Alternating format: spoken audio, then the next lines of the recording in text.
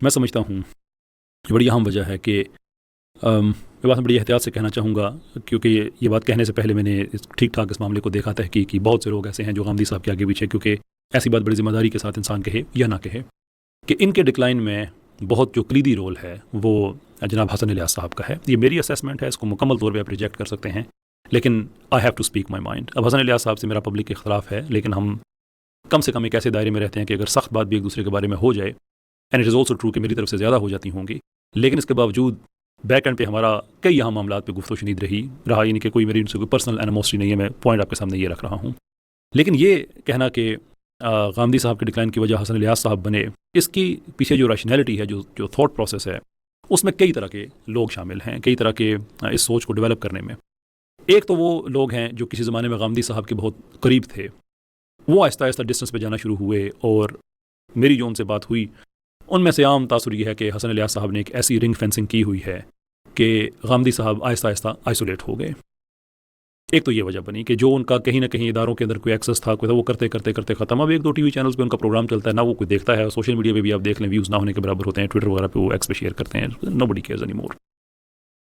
دوسرا یہ کہ حسن الیاس صاحب نے ہر چیز میں غامدی صاحب کو، ان کا لب و لہجہ، طرز تکلم، طرز تخاطب، ہر چیز کاپی کرنے کی کوشش کی کہ ان کے اس وہ سٹائل کے اوپر تو انہوں نے وہ کر دیا، یعنی کہ اس کو کاپی کر لیا ایز اٹ از، لیکن ان نظریات کے اندر اس کو جدید طریقے سے پیش کرنا، اس کے اندر وہ ناکام رہے.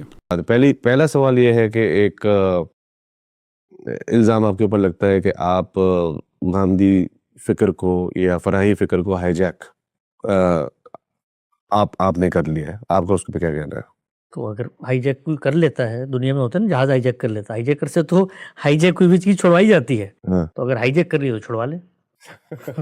یہی بھائی دنیا میں جب ہائی جیکر آتے ہیں کہیں پہ، وہ کچھ چیز ہائی جیک کرتے ہیں، تو پہلے آپ ان ہائی جیکرز کو کہتے ہیں کہ تسلیم کریں انہوں نے ہائی جیک کر لیا.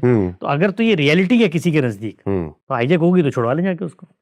تھوڑا سا اس کو اور کھول دیتا ہوں میں کہ اس کو آپ نے کچھ، یعنی کہ فکر کو چینج کر دیا ہے کچھ، یا کچھ اس کو آپ نے اپنا رنگ دے دیا ہے. تو وہ رنگ بدل دیا تو آپ ربڑ لیں اٹھائیں اور اس رنگ کو مٹا دیں.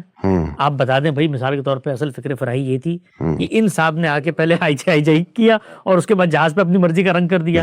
تو آپ سمجھتے ہیں، جو دنیا بھر میں لوگ سمجھتے ہوں گے نا، بھائی حق ہے، دنیا میں اللہ تعالیٰ نے انسانوں کو پیدا کیا، ان کو آزادی دی ہے، بولنے کی آزادی، سوچنے کی، اسی لیے تو اللہ تعالیٰ نے جنت جہنم بنائی ہے. اگر یہ آزادی نہ ہو تو آگے پھر کیا ہوگا؟ تو آپ کو کسی بھی شخص کے بارے میں کوئی تصور پیدا ہوتا ہے، بڑی اچھی بات ہے بھائی آپ کے پیدا ہو گیا. میں اگر اسی تصور کو آپ کہیں میں بھی تسلیم کروں تو میں تو کسی اصول پہ تسلیم کروں گا نا. یعنی مجھے پہلے آپ وہ رنگ بتائیں گے، پھر آپ بتائیں گے کہ بھی ہائی جیک کرنے کے لیے مثال کے طور پہ اس نے یہ بندوق دکھائی تھی، اس کے بعد سب لوگ کی گن پٹی پہ رکھی، جیسے ہائی جیک ہوتا ہے دنیا بھر میں. تو دنیا کا تو یہ عرف ہے. تو میں اس طرح کی باتیں بھیا سنتا ہوں، اچھی باتیں ہوتی ہیں، لطائف کی باتیں ہوتی ہیں، گپ شپ کرتے ہیں، سنتے ہیں، کبھی کبھی غور بھی کرتے ہیں. اللہ تعالیٰ نے آزمائش سر پہ ڈالی، اپنی کو کمی کوتاہی نہ ہو، ہمارے پلے میں سارے لوگ لکھ دیے گئے ہیں. تو اس میں کوئی میں کبھی دھیان نہیں دیتا اس طرح کی چیزوں. لیکن جیسے آپ نے بولا کہ اوریجنل فکر اور آپ کی بات میں فرق بتاؤ.